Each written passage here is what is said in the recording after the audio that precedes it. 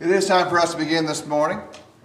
Let's go ahead and open up our Bibles. We begin in the Gospel of John today. I want to encourage you to follow along. If you've got questions, you can always interject as we continue our read and reflection process through the text. Before we get any farther, though, let's go ahead and bow together in prayer. Heavenly Father, we thank you for the time we share in spiritual things. We thank you for your word.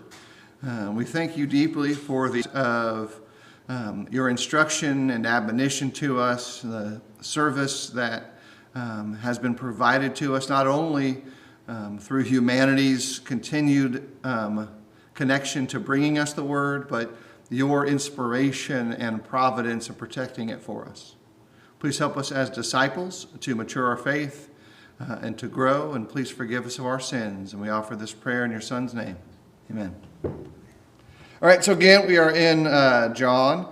We're continuing to try to make all of the important connections that meet the purpose side of the book. And so the Gospel of John, again, I've identified in the close of the text, John 20, these things were written that you may believe, and that by believing you may have life in his name. That's like the why did I write the thing part of looking at one of the Gospels or any book of the Bible or otherwise. Secondly, we've begun to kind of see how John brings us to that conclusion. There's a number of stories that he reflects upon that are presented in a couple of different ways, sometimes a little bit different than the way in which the other Gospels do. Number one difference is there's a bit of a sequencing difference where the order doesn't exactly match the order of the other Gospels. In some cases, the differences are what gets emphasized. Different parts of a story are brought to the most important sense of like what we're paying attention to, because that's an important thing for us to consider. There are parts of the Gospel of John that aren't included in the other gospel accounts. There's some stories there that are unique to it. The same thing can be said about each of the other gospels. Matthew, Mark, and Luke each serve their own purpose. We tend, though, to try to lump them together in our heads. We say it's the gospels. We even at times will have Bible studies trying to take a pair of scissors and cut out the texts and line them out and say, okay, this is the most authentic sequence of events where this happened first, then that. And there's some value to it. But remember, one is not the other. These books by themselves, as you read them, have their full purpose informing you towards the outcome of whatever it is that God needs from us as disciples. In the Gospel of John, we have our big 7 I am statements. We will see one more of those today, where it's I am the resurrection and the life. But they fit into this larger declaration that by inspiration, John is declaring as a prophet, as an apostle, this is whom Jesus is. Very often, he answers the basic question, who is Jesus? In different small stories, in some of the statements that come from John's pen, where John declares something, writes something. Sometimes that answer comes from how others describe him. And there's a lot of that takes place. So last week we imagined ourselves in the feast time, now referred to as Hanukkah, there in the temple space.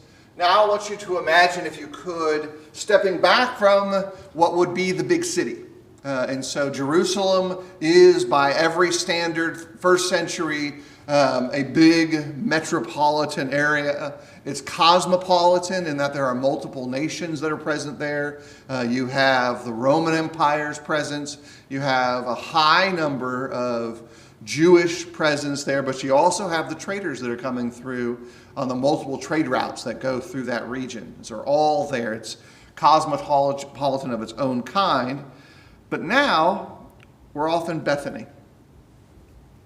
Bethany is much more rural. It's going to be a conglomeration of first century four-wall, four-room houses. So most homes in the first century for Israelites that had been established in the area, even if they were very poor, are these four-room house models. One of the rooms is actually where all the animals go to be safe. The other rooms are like a kitchen and then a storage area and then one of the main living quarters.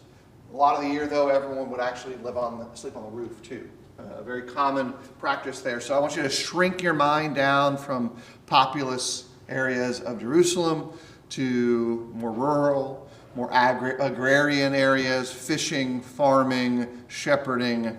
And you are in the home of Mary and Martha. Lazarus is deeply ill. And you've heard that Jesus, someone who is extraordinary, is different, is nearby, but something's stopping him up. Something's holding him back. And as that's all going by, all the emotions, all the worry, Lazarus dies.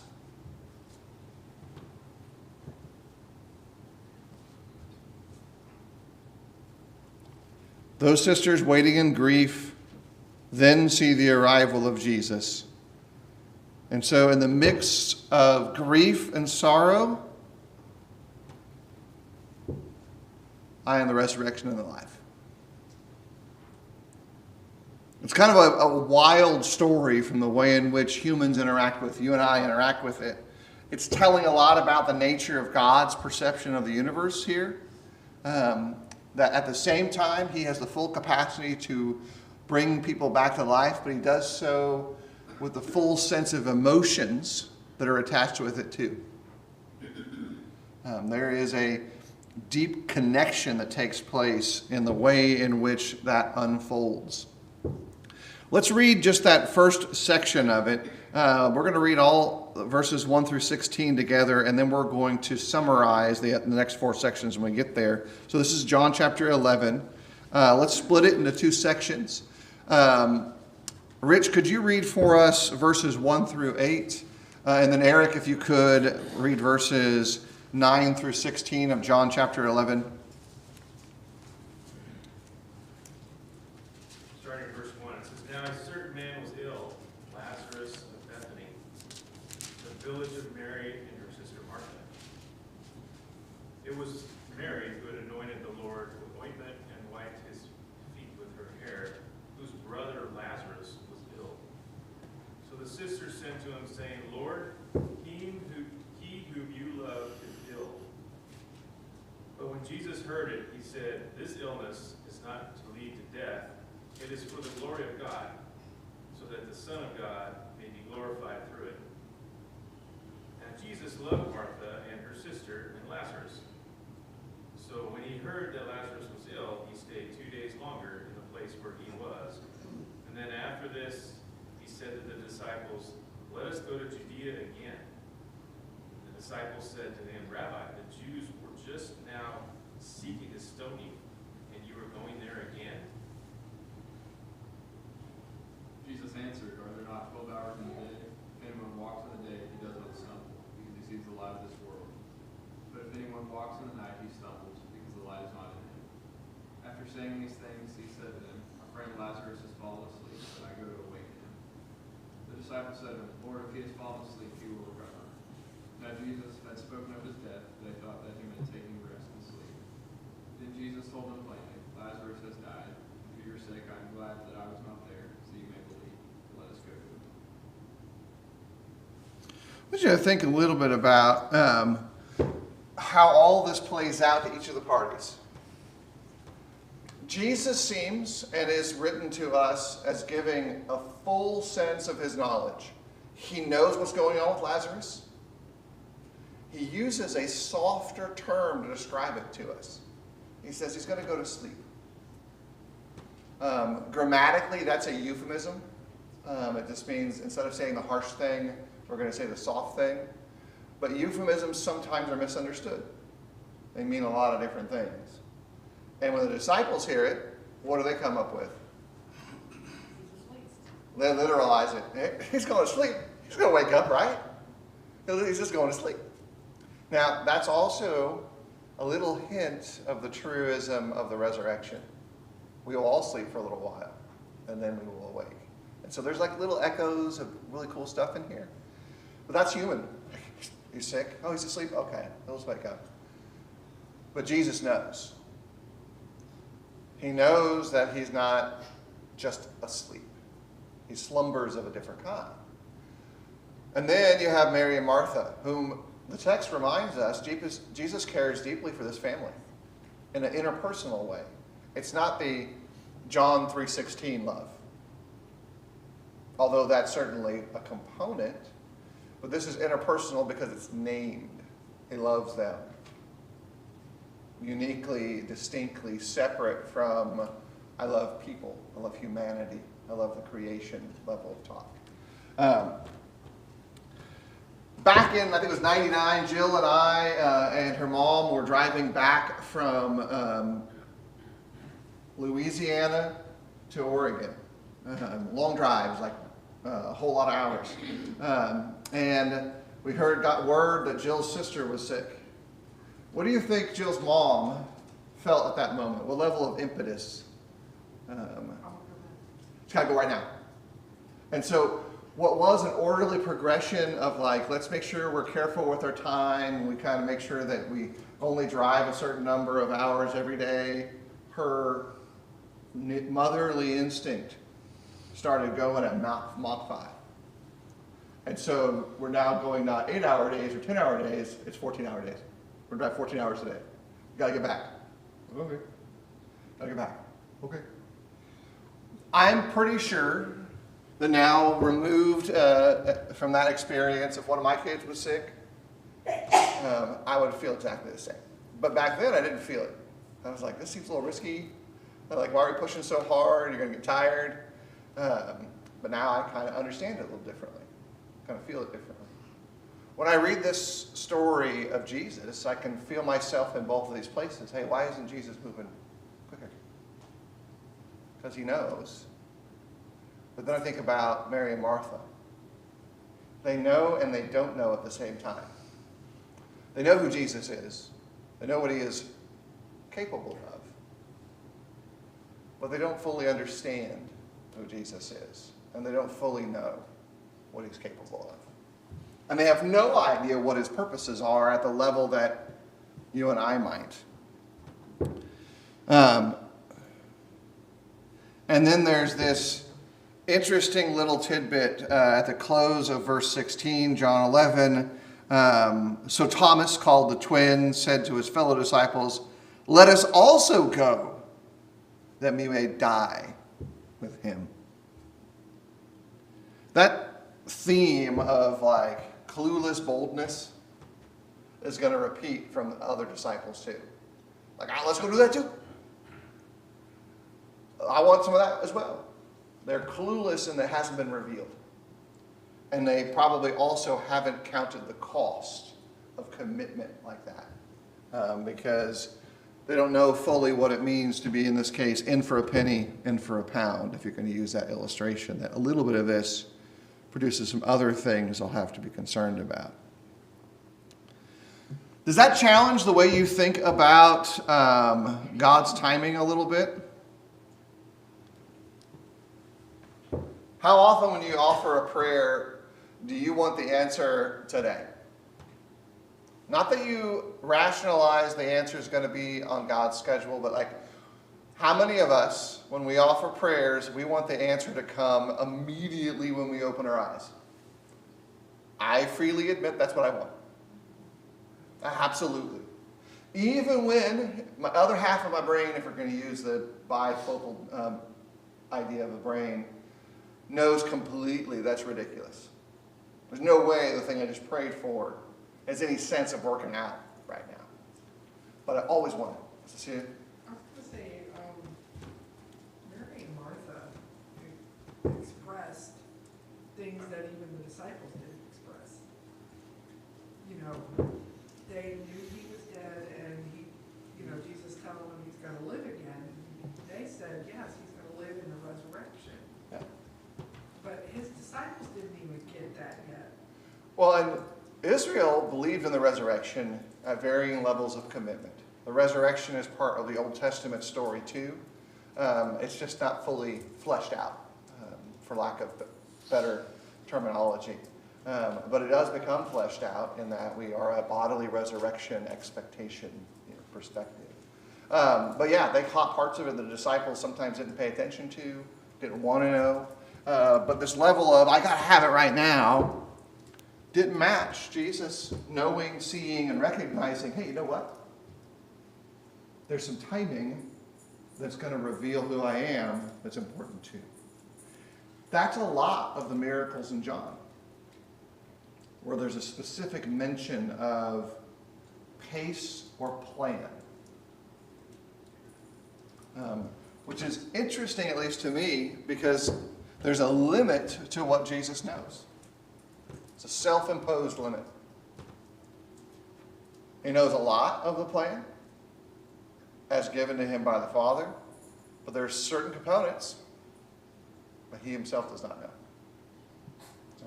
Not because of capacity, because of agency, choosing to be obedient, choosing to be integrated, if you will, into that.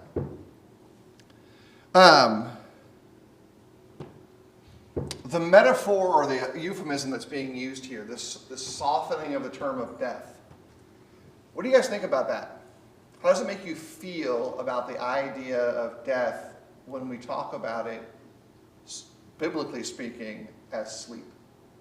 Because it's also actually more than just a euphemism. It's also a bit of a metaphor, and it's also a concept. Cecilia first. I like it because it gives you, because when you sleep, you go to sleep for a little while and then you wake up. So, because Ron Drum uses this all the time, you know, he says when someone passed away, they went to sleep in the Lord. Yeah. It gives you the hope that, you know, they're going to be raised up again. You know, they're in a better place, if you will. Yeah. What else? Donna? Personally, I think it's a good term to use, especially with children, because you can say that he's asleep, or she's asleep, whichever, and you can tell the child that he may not wake up, but he'll be with the Lord. Yeah. I think about this some. How many times did you tell people in your family, your kids particularly, maybe even each other, there's 4 more sleeps until we leave for our trip? Raise your hand if you're in that category. A lot of smiles. Got 4 more sleeps. 3 more sleeps. 1 more sleep. That's what you see. That's right here. And like, to be fair, I do that a little bit with myself still sometimes. You know, 1 more sleep and I got to get up and go and do this thing. That's a bit of what's taking place here. 1 last sleep until you're with the Lord. 1 last sleep until we rise again. By softening some of the edges of death that are associated with the devil and with his power over death being taken from him, death should be a little less feared. But death is still a powerful factor in the world around us. It's still part of the consequence of changes in the creation. But the edges have been chiseled off a little bit. It doesn't change how we feel in loss. It doesn't change how we understand the complexities of the loss of someone we care about deeply. But it absolutely can and does really redirect a large component of all the other bits and pieces of questions. A lot of the letters that Paul writes use this same metaphor to explain parts of resurrection. Especially in 1 Corinthians, he uses a couple different word plays to help us capture that idea better. Les? And then Norris. Les first. Used a lot in the Old Testament, when it's, especially talking about kings, they're sleeping with their fathers. Yeah. It's the same situation, same. Yeah, and the Old Testament story was you're going to go sleep with your fathers. That meant you were going in preparation for whatever it is God had planned. Minimally initially described as being with your fathers, then heaven, and then with the Father. And so it was an expanded picture of what that would be. Norris? Yeah, I want to say in verse 4, he said this sleep is not until death. Is he talking about physical death? I think what's going on there is not on the death. One of the branches is in regards to sin. Another branch is that this is not going to stick. Like, he's not going to stay dead. And there's a component of the first century and the 21st century that still struggles with the idea of life beyond the grave, the life after death. Les, or was it Cecilia had her hand up? I was going to say that death probably to them connotated death that they saw in the garden. It was permanent. Mm-hmm. You know, there was nowhere else for them to go. Yeah. So sleeping, you're going to awaken up and be with your Lord. And this is also kind of shown here in this next little tidbit that starts in verse 17, when Jesus speaks with Martha. There, verse 17, now when Jesus came, he found that Lazarus had already been in the tomb 4 days. Bethany was near Jerusalem, about 2 miles off, and many of the Jews had come to Martha and Mary to console them concerning their brother. So when Martha heard that Jesus was coming, and we might insert emotionally, finally coming, she went and met him, but Mary remained seated in the house. Martha said to Jesus, Lord, if you had been here, my brother would not have died, but even now I know that whatever you ask from God, God will give you. Jesus said to her, your brother will rise again. Martha said to him, I know that he will rise again on the last day. So Jesus said to her, I am the resurrection and the life. Whoever believes in me, though he die, yet shall he live. And everyone who lives and believes in me shall never die. Do you believe this? She said to him, Yes, Lord. I believe that you are the Christ, the Son of God, who is coming into the world. Huge conversation there. Question, when you think of the name from the Bible, Martha, is this the conversation you remember? What's the one that we have stuck in our head? Martha, Martha, why are you so worried about this? If I could do one thing for myself and for other Christians, is to shift the memory of Martha from that to this. Because this is way more developed spiritually. It's where we need to be. Is she 100% accurate in all of the little bits and pieces? She tells us straight. She doesn't know what to do with Lazarus. Like, she knows that God has power, but she doesn't know how that agency could affect her. She knows what she wants. She wants her brother back, right? But she now has enough spiritual fortitude to wait for the middle spot. Where before she's like, I gotta make sure everyone's fed. I gotta do all this stuff. Now she's like, the Lord's got this. I'm not really clearly unhappy about this, but I'm willing to wait for this big picture. I know this is coming. Cecilia? Suppose some of their angst about Lazarus dying and them, both Mary and Martha, saying, if you had been here, you could have saved him, had a lot to do with the fact that they were women, and if there was no other man in the house to take care of them, that they would be in a bad way, bad position. I will put that in the realm of, it's plausible. It's not impossible. Those are two very far extreme edges on the bell curve. Plausible still could happen. Impossible, as far as we can statistically determine, won't happen. But there are so many other tells inside the community of Christians that would indicate that Christians, even in a developing disciple sense, were already starting to care for one another at a higher level. And you could come away with the conclusion, though, that would be rational in some senses. I don't think that's the big push there. I think their big push is more human-based. They loved each other. Jesus loved them. In the strongest, most appropriate uses of those terms, that's where this is coming from. Their behavior, and this, the mention of the garden, story earlier, the last step of this, who's the ones who see Jesus coming from the tomb? It's women like, oh, it's these women. And they mistake him for the gardener. I always love that little tidbit, because he is a gardener, but he's not that kind of gardener. And he has planted a seed that has grown, died, and now rose again. That's Pauline literature, that's Pauline writing. And Lazarus was one of the first images of this for them to personally see. They got to see resurrection. Others would too.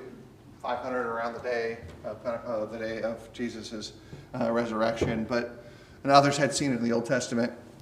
But this is all kind of flowering out at the same time. What do you think Jesus means then, in your understanding, when he says, I am the resurrection and the life? Remember, we have those other statements up here. What's he trying to connect to when he says, I'm the resurrection? The last days. The last day. I think there is a end of things bit of it. We could skip the fancy term because I don't want to have to pronounce it. There's also some other aspects of this as well. He will become the first fruits of the resurrection. He is the illustration to us for what resurrection looks like. And this is a reminder that the biblical teaching, the New Testament teaching, is that it's a bodily resurrection. However it is that you are died and buried is immaterial, because you will be raised into a body. Yeah, Larry? And because of him. And if you pay attention, that actually is explored in the text of Revelation with some of his titles. Some of his name, like his labels that are given to him. He's given images and ideas and principles that say this is part of all of that. And remember that whole life dialogue that starts in the beginning parts of John? That he is life. And if you remember from our studies with Dr. McClister, with David, and the Holy Spirit, how life is brought into you by the Word as well, by the work of the Spirit. You were made alive again. And it's all through Jesus as well. There's a harmony that's taking place in these concepts. Les, did you have something? All right. I'm trying to work, I work on like his hand signals and tells. Not everyone raises their hand. Everyone's got different ways. Most of them I have figured out. I also volunteer you to answer questions sometimes as well. Then there's a bit more that takes place starting in verse 28. In verse 28, we go from Martha to Mary, and their roles are switched, by the way, between Mary and Martha, because Martha's conversation is, in essence, if you had been here, my brother would not have died. That's very first person, very present earth tense, very physical, very now. Mary now is weeping openly. She's feeling the weight of everything that happens. And if we pick up in the reading, this is from John 11, picking up for us here in verse 33. When Jesus saw her weeping, and the Jews who had come with her also weeping, he was deeply moved in his spirit and greatly troubled. And he said, "Where have you laid him?" They said to him, "Lord, come and see." Jesus wept.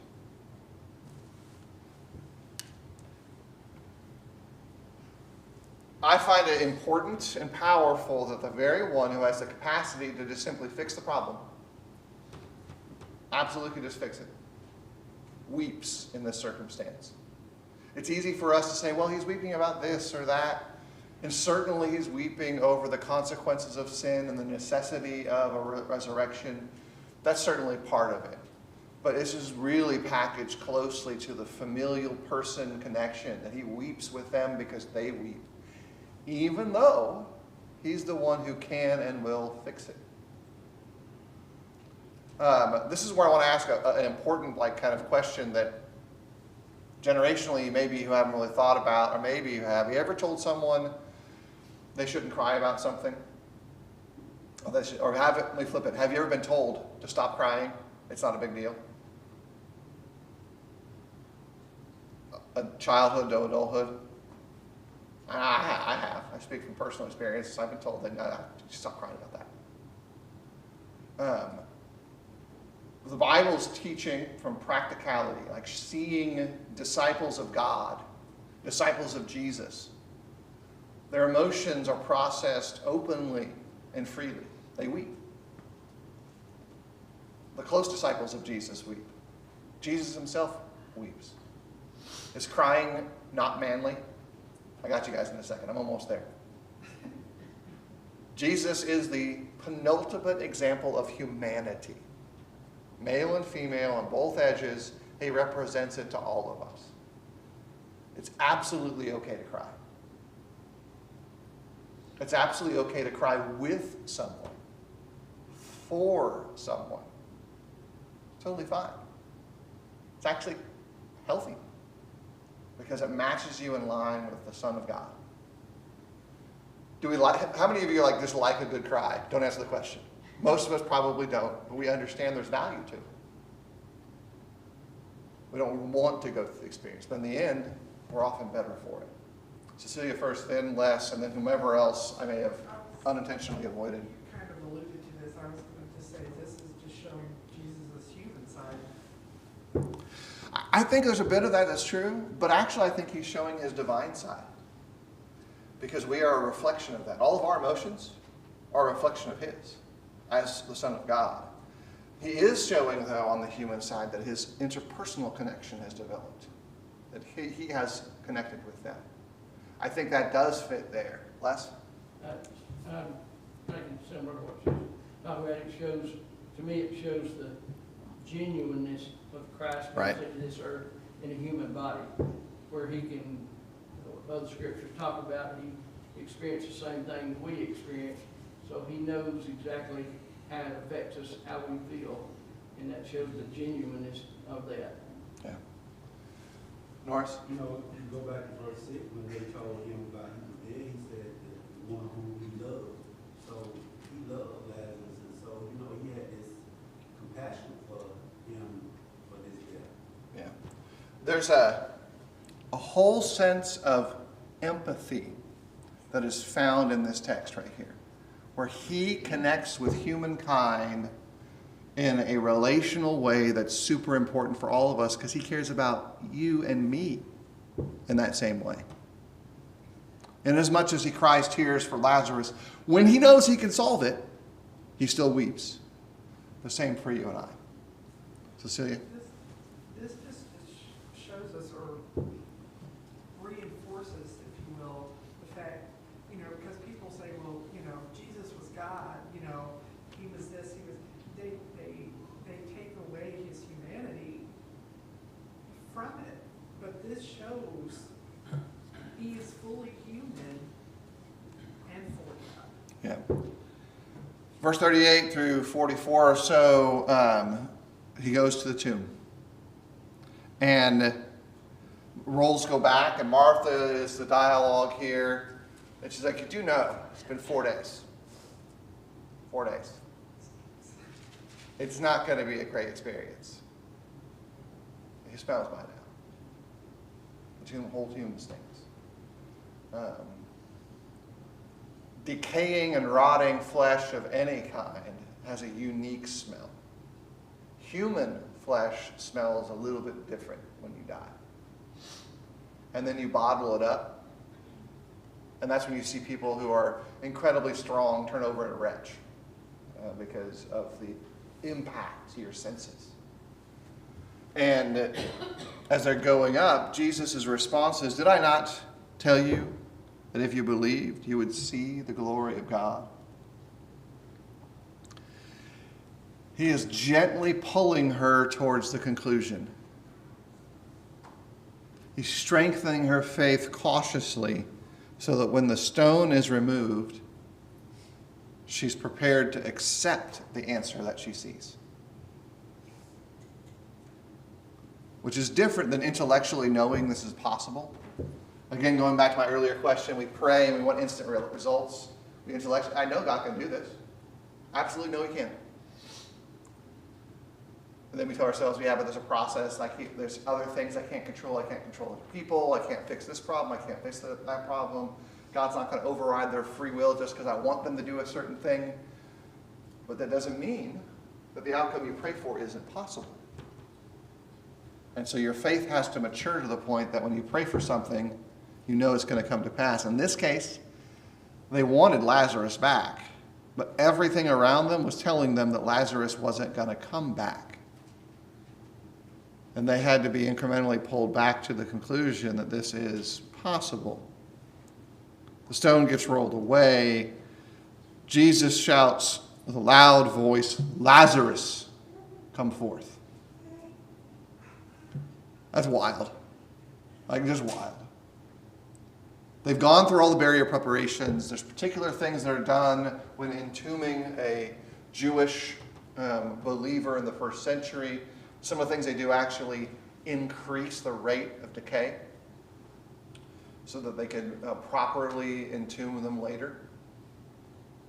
And so he calls forth from the grave one that should be doubly dead.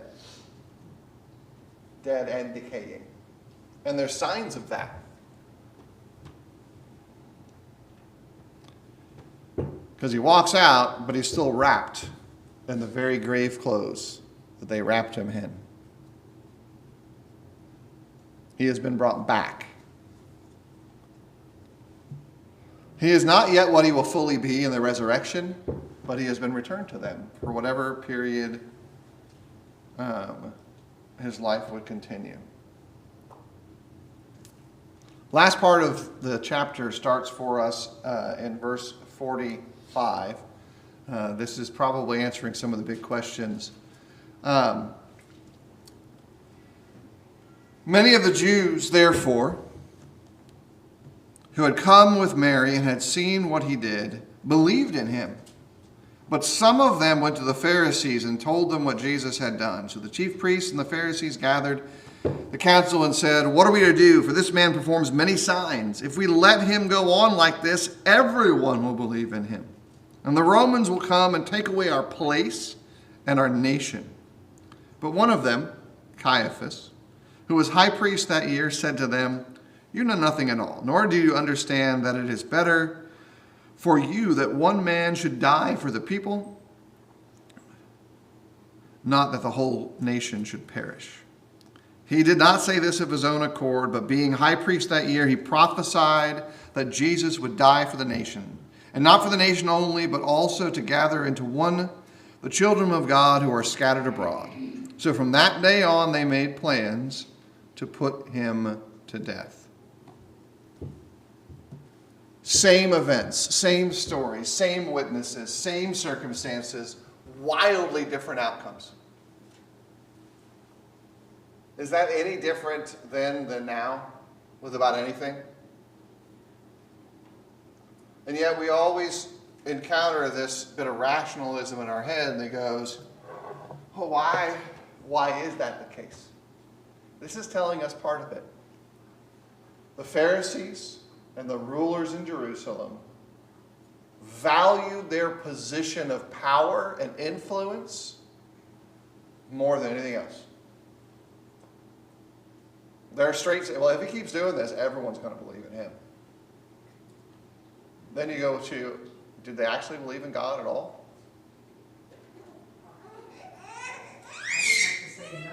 As far as I can tell, they certainly didn't believe in him fully. They may have, to some degree in their life, had a bit of faith. There may be a portion of them who are like, this is a false prophet, this is still the devil's doing. But in the end, their faith is certainly not in God's Messiah. More and more. God in their box, their box that they wanted him to be in, and when it conformed to what they wanted, they would praise him. But when it didn't, when it went against what they wanted, they were animosity. A kind of an application space to think about. The Pharisees were motivated by fear of the loss of their power, their agency, their position. When someone fails to believe, they are equally motivated by a fear of something. Maybe they're afraid they're going to lose their lifestyle. They might lose their position of comfort. They might lose their friends. They might lose their freedom. They may need to confess rebellion. They might lose any number of things. Fear is always the other part of the question. It doesn't always manifest in the same way. And there are other bits and pieces too that might drop in. But in John 11, we see in actuality the full range of the way in which the master teacher, Jesus, engages in service and teaching and ministry. He cares deeply. He loves Lazarus. He weeps openly with Mary. He teaches divine truth with clarity. I am the resurrection. And then he demonstrates whom he is by showing his power over death. That death isn't a barrier. You might, if you're going to summarize things, one of the little notes I took a long time ago, John 11, Jesus brings life out of death. I think that's probably one of the core things. It is a foretaste, a pre-sampling of the ultimate resurrection. And then the application thing that I was thinking a lot about, it happens a lot in the narratives of the Gospels, where the idea of a tomb is the problem. You have some who have whitewashed tombs. They're clean, perfect looking on the outside, on the inside, dead men's bones. In other cases, like this one, the tomb represents grief, fear, anxiety, difficulty, lack of faith, lack of knowledge. And Jesus is, in essence, in all cases, calling all of us out of those false tombs to understand and accept that you and I can rise again. We can rise out of the grave of baptism. We can rise in the resurrection. And both of those are empowered by Christ himself. He is the surety or the pledge of our resurrection. We've got about a minute left, so any last questions or comments, Trenton? Yeah, looking at Caiaphas, I guess I haven't paid enough attention to this. It's interesting with the tone, when he starts with saying you know nothing at all, then it says that he was given that message, not of his own accord. So did Caiaphas hit it on the head, and then the Sadducees took that and said, he just confirmed that we need to go ahead and kill this guy. But what Caiaphas was true prophecy. I believe that Caiaphas was saying that Jesus had to die, because he was not acting like he would rise. But John is telling us that what Caiaphas says is actually true, because he did have to die, but he would rise again. So Caiaphas wanted Jesus to die. So he misinterpreted, but is he misinterpreting it, or is the Sadducees? No, the Sadducees understand it right too. John is telling us the truth of Caiaphas' subtle statement that says, you guys are worried about the wrong thing. Well, if we just kill him, then it doesn't matter if you believe in him, because if he's dead, he's dead. Who are they going to follow? They'll follow us again. It's very cold and very calculating, very demonstrative of how problems had been solved in Jerusalem all the way up to this time, because John in Revelation would write, Jerusalem is bathed with the blood of the prophets. And Jesus is the penultimate, the final prophet. And so there's a whole other part of that that's really powerful too. The clock also says it's time. So that's where our class has to end today.